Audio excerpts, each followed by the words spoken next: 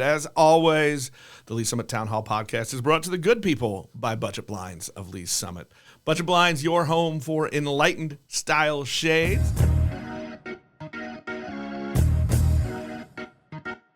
Hello and welcome back to the Lee Summit Town Hall podcast. I'm your host, Nick Parker, and it's December the 19th. I think that's right. I am super excited. It's that time of year again. We're bringing him back, the big guy, Santa. Hi, everyone. Merry Christmas. Merry Christmas, Santa. I'm lucky enough that this is the second time in a week I get to see you. You were just at Budget Blinds for a little picture and story time with Santa event that we do every year. So I get to see you twice before I have to go to bed and wait for you to visit the house. Yes, there will be no third time. Okay. Santa, I have a surprise for you. Yeah, you told me that there was a surprise, which makes me a little weary. Well, weary and leery. You know what? We've been doing this, I think, 6 or 7 years now, which, I just realized how long I've been doing Town Hall. This is, I believe, episode 852. You don't look a day over 500 episodes. Ah, yes. Thank you. Thank you. So I wanted to give you a little surprise. I don't think I've steered you wrong in the last 6 or 7 years. This is a surprise. This is fun for me, but as a little Christmas present, I brought back an old friend. Jason Norbury has returned for the Christmas episode. It's like, hey, Jason. It's like the worst version of a Ghost of Christmas Past, honestly, right there. He is Mr. Christmas. Yeah. So very, very Merry Christmas, Santa. I'm glad to see you. And I wouldn't come back for a lesser guest, honestly, than Santa himself as we go through that process. I'm a little disappointed he's not wearing his Santa suit jacket that he wore the last time. Yeah, that was pretty sharp. I got to say. It was great. And had I thought in advance, I probably would have done that. But, this is what you get when you bring me directly from work. Yeah, I thought maybe Jason was saying there's no reruns, so that's why I didn't wear it. Oh no, I'm not above running a bit into the ground, honestly. I think there are 6 years running bits into the ground, Santa. Yeah, there's 500 episodes of this show showing me to do that. So fantastic. Well, welcome. It's good to see you. It is fun for me to have Jason back in the studio with me. We haven't done a show together, and he's the one to blame, Santa. He's the reason I started this darn thing. So, Jason, hang on just a second. Jason. That's one of my nice list points right there. Santa, you're a busy guy. It's not just that you fly around the world Christmas Eve. True. But you just flew back into your office tonight after a few things. Had a few events today, during the season. Everybody thinks that I just work one day a year. Wrong. And everybody thinks it's just Christmas Eve. Wrong again, because, I think that besides, delivering toys, it's important to pump up the Christmas spirit a little bit around the world. So I try to get out and, lift the spirits a little bit. So, yeah, we've been doing that today. We were in beautiful, I believe you've heard of it, Weston, Missouri earlier today. Wow. And met with people there, and they turned out with a big turnout. It's a very small town, but they had a big turnout, and we took pictures, read stories, and had cookies and milk. It was just a great time. I think the story time part is an undervalued part of your visits. I enjoy it, and I've certainly got it memorized. Usually do the night before Christmas, and I've done it a few thousand times. So yeah, and it's fun. It's everybody's favorite story. I know that one is at the top of your list. What are the number 2 and 3 stories? What are the ones that you like that you don't get to do as often? Well, I like the Polar Express book. Now, the movie's fine, but I like the book. But in situations like, where I'm visiting people, it's kind of long to try to read that and keep everybody's attention. But yeah, I like the Polar Express book, and I like A Christmas Carol by Charles Dickens. Oh, that is one of my favorites. I love it. Yeah, that's not a short story either.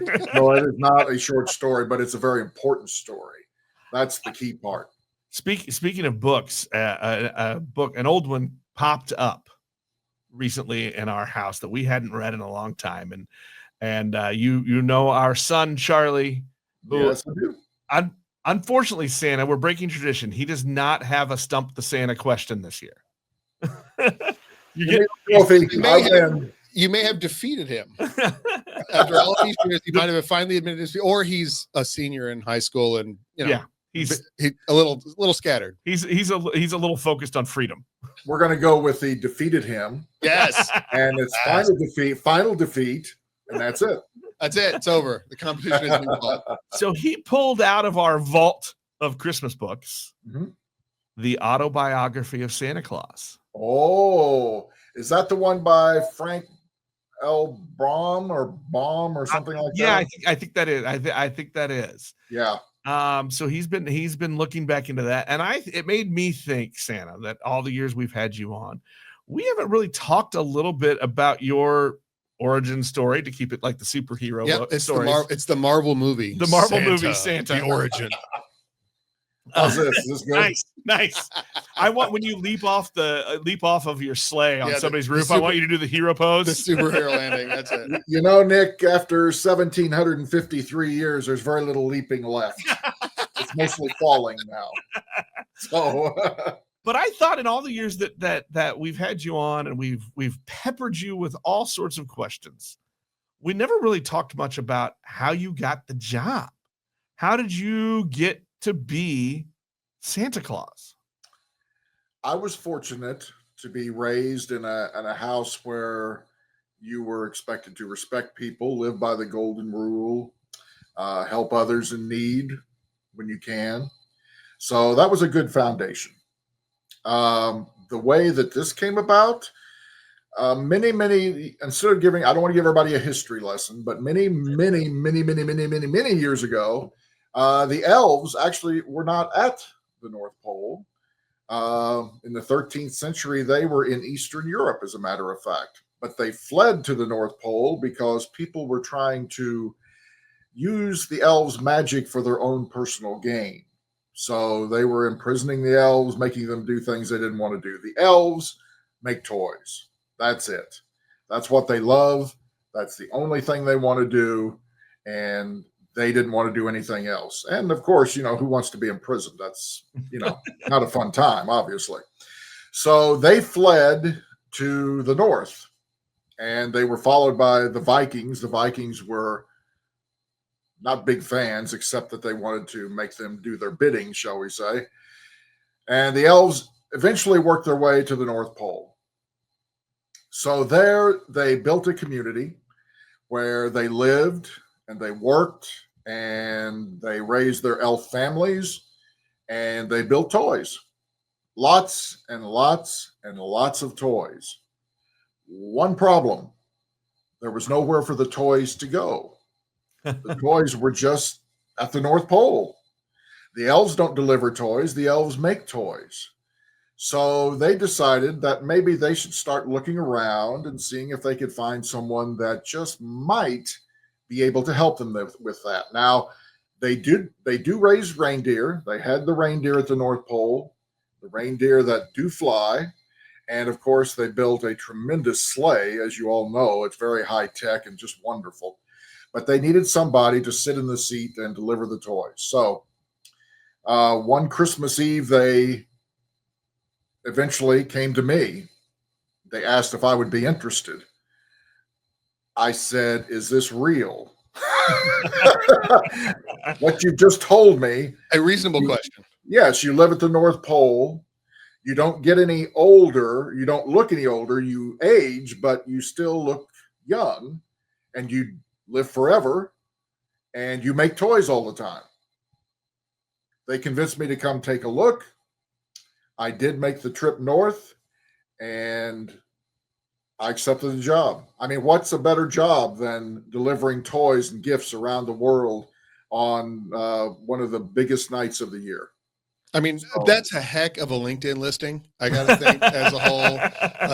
I mean, nobody's CV is better than that. Right. I mean, needed man to drive sleigh, deliver toys, and no age. Like, okay, that's the thing. That's a niche you have hopefully filled. Page 16 of my LinkedIn profile. Experience Santa since 1357. How many endorsements from elves do you have? Hopefully a lot. I hope. A lot of good Glassdoor ratings. No, if they're a better reporter, I'd go look that up right now. But do you realize, I mean, how silly it sounded when they were telling me this? And I'm like, well, I can't possibly deliver all of these toys around the world in one night. And they explained the fact that there are polar vortexes in the sky, which help you travel around the world. And then, of course, you have the ability to slow down time because of North Pole magic. And I said, well, I will never live long enough to deliver all these toys. And they said, living here, you will live forever. So there's your story. And we continue to march on to this day. And what is your 1700? 53. 53 years. As of December 6th. Wow. So what was the first alarm bell though? Because I think we haven't talked about this part enough, as not just us, but I think as a worldwide people. The thing that you first heard and you went, you guys aren't real. This isn't real. Like, what were those first things they said where you just kind of hesitated and went, Well, I think it was, first of all, the fact that they all lived at the North Pole, which everybody is always under the assumption that there's nothing but ice there. Granted, it's shrinking ice now, but that there's no structures or workshops or anything like that they can see. And then the second thing was the, delivering toys around the world in one night. That's kind of blows your mind a little bit. Yeah, that's a distinct challenge that would be hard to imagine, let alone execute. But actually, it's a little more than one night when you figure in time zones and everything. So you've got about 2.5 days really to get it all done. Don't sell yourself short, Santa. Santa, remember, LinkedIn is all about bumping yourself up. Selling yourself. That's right. I'm sorry. It's all one night. Actually, I can do it in 3 hours. Come on. There we go. Have time for a round of golf with the Easter Bunny in New Zealand. We're good. If the board of directors will just approve the new budget, you can do it in 3 hours. I can do it in 3 hours. Just, a little Christmas magic. What was that first delivery year like, though? I mean, because you said, that's the thing you questioned the most, right? Like, how mind-blowingly amazing was that? Well, the first one, not everyone's expecting you. The story's not out there yet, about how this happens and everything. So it was a little shocking. Had some close calls. Got chased by a lot of animals, maybe a few shotguns, And we had to dodge some things, and then the roofs were a bit of a challenge. Got stuck in so many chimneys, you wouldn't believe it. But we figured it all out. So we're good now. We've got it down to a pretty good operation, I think. But the first year was just a little chaotic. Well, you mentioned your sleigh a little bit ago, and that it's all high tech and stuff, which I assume, because along with magic, you have the toy makers who know all the technologies and like to use them. Yes. Tell me a little bit the difference between sleigh version 1 and version 2024. Sleigh version 1 was all made of wood. It had no gadgets in it. We had the large list, to take with us with all the names and addresses and everything. And it was all on paper. Right. That's not the case now. It's all automated now. We have the technology. Well, it's just like emails and text messages on your phone. You don't have a lot of paper. You don't have to use a lot of paper now. You just, it's all electronic. So now it just automatically pops up. It's all programmed in ahead of time. When we get near a house, it pops up on the screen, the names, everybody that's there, what they wanted for Christmas, and then we get everything in order, and down we go. What's the here we go. I'm gonna get a little nerdy. You ready, Jason? Have been ready for years. a little nerdy. I want to know the ratio of magic to technology.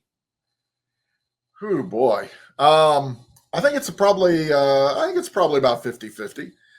There's, the technology is all of the navigation, because it's extremely precise. And we have 3 separate navigation systems that we use in case there's anything falters. Then the magic comes in when I get out of the sleigh, get down to the chimney or through the front door, whichever. and get the presents under the tree and get back out in a split second before anybody can see me. We've seen in some of the movies that, sometimes I'm going to use Elf as an example, which I bet you both love and have some, you probably have some notes for the movie makers there. Yeah, you. But their take on the story was that there was a combination of the magic of Christmas spirit and belief, along with technology to lift and propel the sleigh. Is that are they close? Well, we don't have Bob Newhart there, so that's Papa Elf. But yeah, the Kringle 3000, wasn't that what they called it? Yeah. Fortunately, we've never had to strap any sort of rocket engine to the sleigh to get it to fly. So, I mean, we've had our ups and downs with Christmas spirit. It's been a long, long road, so things actually, fluctuate. I think right now, honestly, the last few years, we've had a tremendous surge in Christmas spirit. By the time we get to the holiday season, everybody is ready for it. The world is such a hard place right now. And so we get to the Christmas season, everybody's ready to grab the Christmas spirit and run with it. So, I think we're doing okay there. Let's ask the biggest cynic I know, Jason. Wow. Ouch. How are you on the Christmas spirit? I will say, and here's my confession to Santa. I have never been a huge individual purveyor of Christmas spirit. However, I have learned over the years, having grown family, been married, had children, going through there, to find my joy in their joy is the way that I approach the holiday season. And I use it more as an opportunity for me. I think that the watching, especially when the kids were small, but even now as they've gotten a little bit older, they get into it, they enjoy the time. We have some longstanding, every family has family traditions that we get into those sorts of things, and watching my wife, who has a Christmas spirit for us both, for sure, and enjoy it and get into that system. That brings more joy to me than that I could generate on my very own. And it has greatly improved my enjoyment of the holiday season over the years to be able to share in that. Cause I think that's kind of what it's about. It's not about unlike, unfortunately for us, Nick, it's not just about me or you, right? It's about the big community, even, the family, the community, the world, those sorts of things. It's a group thing, and being able to take, find joy in other people's joy is a way to increase your holiday spirit. I think that giving joy, as you said, getting joy from giving joy is the best gift. I'm not big on the commercialization, even though Santa's sold everything from alcohol to cigarettes to other things. I'm not big on the commercialization of it. I'm big on the spirit of it, on the tradition of it. It's always been, from the beginning, it's always been about the giving, not the getting. And I think everybody needs to remember that. And I don't mean giving super expensive gifts or, things like that. No. Giving of your time, helping other people, holding a door open for somebody when they go through, saying Merry Christmas to somebody or saying hello to somebody. Everybody has these blinders almost because, you've got your phone, you've got your iPad, you've got, even in your car when you drive, you've got so many electronic things to keep track of. Everybody's in their own little world, and that's the one thing that bothers me most, is that the focus on oneself, it's too much. It's just too much, and I don't believe that it can continue. I don't think people can survive and thrive just being focused on themselves. It's just not going to work. We've got to work together. And if I'm elected, no, but I mean, seriously, we've got to find a way. People have got to find a way to work together and exist together. You just cannot be focused on yourself all the time. You just can't. You got to carry at Christmas, I think you have the opportunity, to focus on other people and other things. And what happens?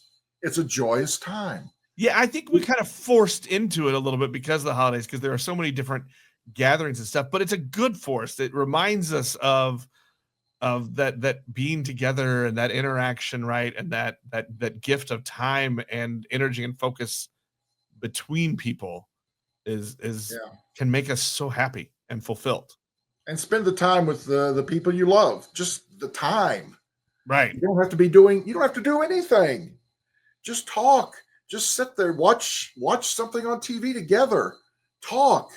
Well, read a book. Santa, we're gonna be watching the Chiefs on Christmas this time. I guess that will be rather popular here, won't it?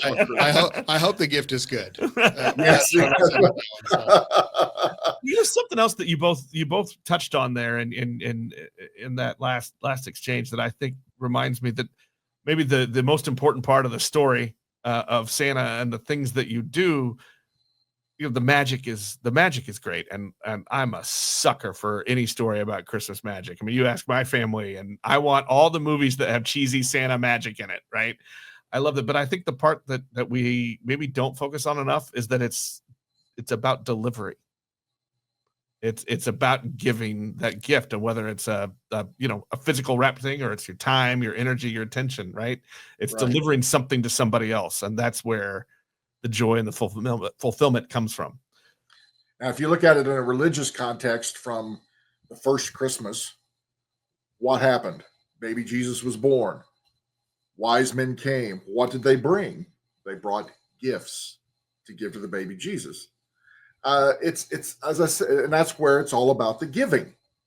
It's all about giving of yourself, of your time. You can give little trinkets, that's fine. And if your family can afford big gifts and you want to do it, that's fine. But there shouldn't be a pressure on people to do it. I mean, the holiday season, people are running around. They don't have time for anything because you've got to get this done. We got to get this done. You're missing out. I think maybe we dial it back just a little bit and then just enjoy the time that you have with the people around you. That, when 20 years down the road, who's going to remember what they got for Christmas? But they're going to remember that special moment or that special time they spent with, a cousin or brother or sister or their parents or grandparents, especially when they're not around anymore. Right. And Nick and I were just talking before the show this evening about, we both have high school senior children, and talking about that. Hang on, my heart. About how that time is going to change a little bit, right? As they get a little bit older, as they branch out on their own. And so really, for us, stopping and taking those moments to appreciate the time with the kids and this child, kind of, here, I'm going to get you, Nick, the end of childhood for your kids. But that time, that transition and that sort of thing, is to really take that in and appreciate it is a really important lesson to take forward. My gift to Santa is I'm going to send my son to live with him. I thought you were going to say you're sending him to St. Nicholas University. He's too sure. He's too tall to be an elf. He is too tall to be an elf. Not much. Charlie's going to do just fine. The kids are going to do just fine. I'll tell you, I think that for kids growing up now, it's tough. It's got to be tough. I mean, it looks like, to me, it would be tough as opposed to kids in the 60s, even the 70s. So, it's a tough road for them to hoe, but I think that they're going to be fine. I think it gets harder and harder for us to watch. And I don't know, because look, as we get older, right, every generation is harder and worse. I mean, that's just how we perceive things, right? Like, I think we can accept that part. Yeah. But it seems like it's got to be harder because technology, but like, there's so many options, right? There's so many things to choose from that I just feel like I know my brain, too many options, and I shut down. It's like with video games. Once it went past 2 buttons, I'm out. I'm going to note here for the record that we are having a conversation with a man who's been in business for almost 2,000 years, and Nick Parker sounds like the old guy. So let's be clear what's happening here at this very moment. Santa, does that surprise you? It was easy. No, not at all. It was, Nick. Yeah, the days of us delivering the wooden toys are long gone. Even the plastic toys, long gone. Electronics. How do those elves keep up? Well, they have classes. They do classes on computer chips and all of that sort of stuff. So they are good at programming. A lot of people wonder how we can make all of these toys. Where do our resources come from? Who do you think sold all of the technology to Apple and Android and all of these companies for them to make their products? Who do you think made them first? I think you guys need better IP lawyers, is what it sounds like to me. Spoken like a lawyer. There we go. That's right. I want to go backward a little bit, Santa, if you'll let me, if this is an okay topic, because it made me curious when you mentioned taking it back to the beginning of Christmas and the Christian part of that. Do you feel like your story, and even not just your story personally, but I think Christmas spirit in general has transcended the one religion part of it? Actually, I was wanting to talk about that too. Is it bigger than that now? No, maybe bigger is not the right word. No, the Beatles got in trouble for saying stuff like that, so you have to be careful. Yeah, exactly. No, I know. I mean, there's always been this great argument, debate, whatever, about the religious part of Christmas and the secular part of Christmas, and how do those fit together? And I don't think, honestly, one would work without the other. Now, they don't always get along well together, but I think they both need each other. If we only had the religious aspect, I don't think Christmas, no offense to anyone, would be as big as it is worldwide.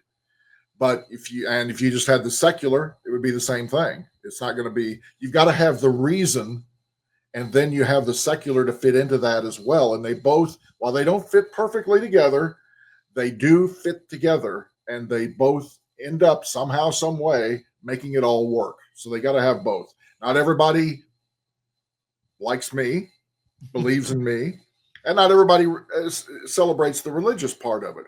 But I think, there's something in it for everybody. I look at it as there is something for everybody, regardless of your religion, whether you don't believe in religion, whatever. It doesn't matter to me. What matters to me is you be the best person you can be, and spread that to other people and help other people. You don't have to be religious to do that. You don't have to believe in Santa Claus to do that. Just be a good person. That's all. Spirit and intention matter. Right. Yes. I mean, I don't know how anyone, regardless of what they did or did not believe, could not have a little excitement, a little Christmas spirit when they see, all the lights up on all the buildings. I believe in Kansas City, you have that place called the Plaza that's all lit up during the season. They can go down there. I mean, I don't know how you can't get caught up in the excitement and the spirit of Christmas unless you just intentionally won't let yourself, And so anyway, that's my soapbox, and now I'll try not to fall off getting down. No, I like that, and I appreciate it, and I wasn't quite sure how to word the question on it, but I think it's important to note that it encompasses so much more than one or two things. It is. It absolutely does. And again, I say this to everybody, and I truly mean it. There's something for everyone. Everyone needs to be involved in it in some way. Again, it goes back to being a good person, but I just don't care what your religion is or what you believe or anything like that. It's just treat others as you would like to be treated. Again, we go back, to kind of the golden rule type of thing. Well, on that note, let's talk about being a good person. Let's talk about intention.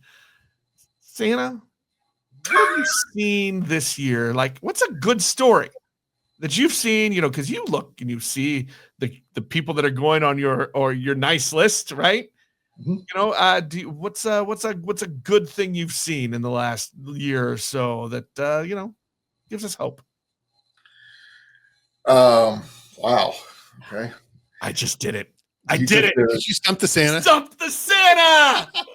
Well, now, are you wanting? Okay, let me understand what you're wanting here. you want a story where you're helping someone that needs help, or are you just looking for a positive story? Just a good. Okay, let's do that. Let's do this. Something positive that makes Santa happy. Yeah, what makes Santa happy? Well, a nice warm chocolate chip cookie and a nice glass of milk always does a trick. But no, Ronald McDonald House. They're across the country, of course, and they have a house in Kansas City. For the last 6 years, some elves in Kansas City have collected toys, and they go down right around Christmas to Ronald McDonald House, and they have what they call Santa's Workshop down there. And they've asked me, and I fly in for it. And we take pictures with all of the residents there, the kids, the families, and the families get to shop free of charge. They get to take whatever they need and for their families. And I think it's one of the great instances of truly giving of yourself, not expecting anything in return, and making someone very happy and giving them relief that they don't have to worry about the holidays. Because I know that the elves down there, they get hugs and a lot of tears are shed because the families are so happy. And that's just really what it's all about. And I mean, there are many instances of similar type things, of course, that go on. I believe you have a group in Kansas City known as the Elves of Christmas Present. And you all they go around on Christmas Eve. And I believe that they have renovated houses in one night on Christmas Eve. Yeah, they go into some situations that are really tough. A lot of sick kids that they try to make, Christmas special and important for them. And then I know you also have a guy by the name of Secret Santa who's gone around for years. Obviously, it's been more than one person to do it, but, handing out cash to people that really need it, trying to brighten their Christmas a little bit. So especially in your area, you have a lot of things going on that are very positive and really do encompass the true spirit of giving and the true spirit of Christmas. I appreciate that you gave us some local things. I'm not going to ask you to give up any, proprietary secrets or anything. But I think we go through this every year. I'm not going to ask you to give up any secrets or anything like that. But tell me your secrets. Tell me your secrets. It's got to be pretty cool for you to watch, however you do it, magic plus technology. But to be able to kind of take notice of things like that around the world. Well, with webcams, it's much easier now. Great. So our privacy issues are with you. It's not Big Brother, it's Big Santa. That's right. No, it is. It really is. Josh Hawley's going to be on the floor of the Congress talking about Big Santa. I believe that it's been in there. He knows when you've been sleeping. He knows when you're awake. It's been Big Santa for a long time. No, it is really, though, encouraging to see, things like that happening all across different parts of the world. There is, in Idaho, every year, there is a guy there. He goes by Secret Santa as well, but it's a little bit different because you never see this person. And he's making potatoes. Yes, that's it. Mr. Potato Head. He gives out, I believe it's at least $1 million every year. And so they have a couple of news reporters from a station up there that go around and they film it all. And they're giving money for them, with sick children, or they've lost a husband or a wife. It's really difficult situations that he's helping out with. I mean, he's bought people cars, fixed their houses, all of that sort of thing. And it's just really wonderful. So there's that. There's the things going on in the Kansas City area. There's truly things all over the world that are happening. And that's wonderful, but we need more because there's still a lot of room for more good to take place. So, it's probably never going to be enough. We have a good start now. We just need to keep building on that going forward. Well, I like that you just made that appeal to people and that connects to. So here at the Town Hall Podcast and at Link to Lee Summit, our news portal, we've been changing things up the last year or so, and we're making more of a focus on local nonprofits. And we've got an event coming up. And one of the things that that I've been asking people, whether it's a business who supports a nonprofit or a nonprofit itself. I like to ask them, hey, if you can give a reason, make an appeal. What is your appeal to people to get involved, to do more things? So what's that appeal from Santa to do more good? You just have to do it once. Just do a little thing once. Pay it forward once. And it's kind of it's addictive. I don't know if addictive is the right word, but it really is, because the feeling that you get, the joy that you get from the joy you give, is a tremendous feeling, and you want to replicate that, and you want to keep doing that. And again, it doesn't have to be a big thing; it's a little thing. So my appeal would be to just try it once. Just try it once. Just do something nice for someone once, and see if it doesn't catch on and click, and then you want to do it again. You want to do it again. And then, hey, maybe I'll tell my friend Joe over here. Maybe he wants to get involved, or Sam, or, get more people involved. And then you can do more things like that. And you can help more people. You can make life better, not only Christmas, but all through the year. We don't need to stop on December 26th. Okay. We need to keep going 12 months a year.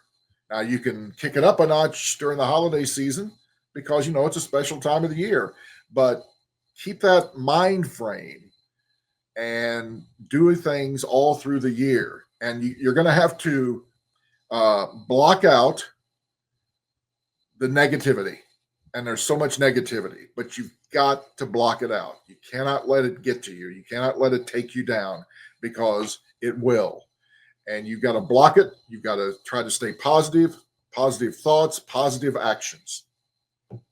I love that. You can't go wrong. I would say kindness is like, look, there's the old Chris Farley sketch about ending up in a van down by the river. You keep giving enough kindness, you're going to end up in a sleigh at the North Pole. That's There you go. Love it. I love it. All right, we're gonna wrap up, Santa, because look, you're home. You flew in. You parked your sleigh. It's probably time for you to make up a nice hot beverage, go visit Mrs. Claus, and spend a Thursday evening together. And then I've got to check the list twice. So as we wrap up, a few quick rapid fire questions, Santa. Uh-oh. I'm putting Jason on the spot here because he doesn't know he had to come up with something. Yeah, I said, do I need to prepare? No, you're fine. You should have known you were in trouble then. I knew I was in trouble as soon as he said, hey, come do the Santa set pod with me. So I knew I was in trouble. Look, I'm a good friend, Santa. I'm a good friend. All right, here we go. Are you ready? Okay. Favorite Christmas song? Here Comes Santa Claus. What? It's obvious. I should have known that. Okay, I'm gonna go crazy here. It's Whamageddon. I'm a Last Christmas guy. You That's know what? Right. That's good. You know what? I like it too. I know, and it entertains me to no end that people play the game to try to avoid it, and I'm just like, no, I'm just gonna play it. Yeah. I actually, because my wife and son will like, when it comes on the playlist, they'll go to skip. I'm like, no, I want to hear it. No, I need my George Michael. Very good. One thing maybe that you wish everybody knew about Santa. That they don't like macaroons. Wow. Wait a minute. Note to self. Take the macaroons out. And I will say one other thing. Ginger snaps are okay. I do not prefer them. But I don't like macaroons. I mean, I heard warm chocolate chip cookie earlier in this podcast. I mean, I feel like you made it pretty clear.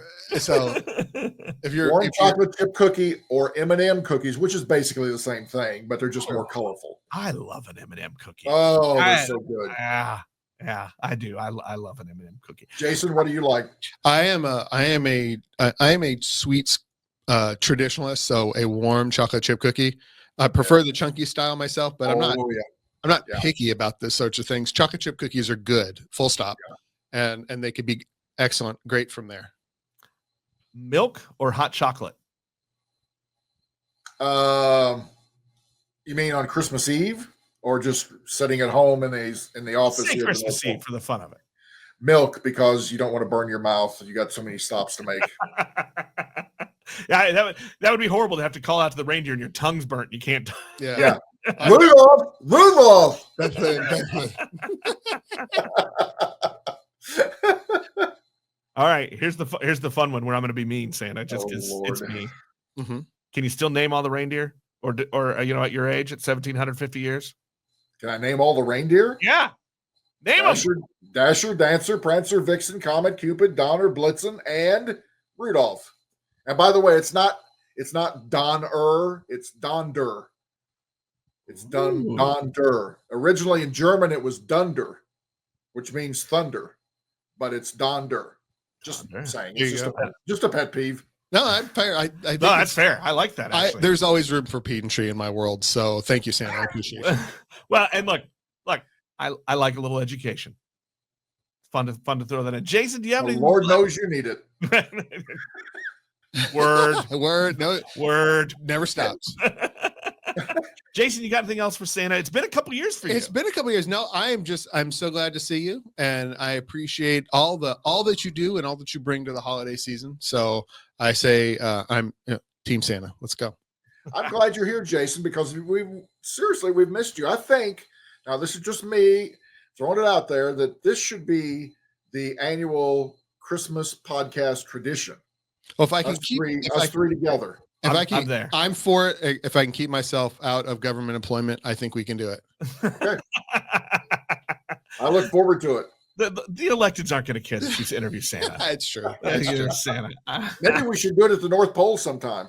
I would love that. I would love it. You all can catch a barge, come up north. Yeah. Then we'll get a small Cessna plane to fly you a little further. I mean, there's the sled pulled by dogs that can take you a couple of miles. Honestly, there's a woman that lives in my neighborhood that trains huskies for sleds. So we can bring her along for the process. Oh, she could meet my husky here at the North Pole, Cosmo the husky. I like that. Santa, thank you so much for coming back on and look, for being, we always joke, friend of the show kind of thing, but you have been a good friend to us. You come every year for our pictures and story time event, and to do this crazy, silly interview every year is a treat for me. So I appreciate it. I enjoy it. I enjoy being on with you guys. It's always fun. We always have a lot of fun. I need to put in one plug though. Okay. This Saturday in downtown Lee Summit at the History Museum from 3 to 5, Santa's last visit for the season. So if you want to get a picture and you haven't brought your list in yet, need to do it this Saturday. Time. Awesome. Saturday. Come see Santa, folks, if you haven't already. Santa, thank you so much. I appreciate it. That is going to wrap us up for this week. We'll talk to everybody next time.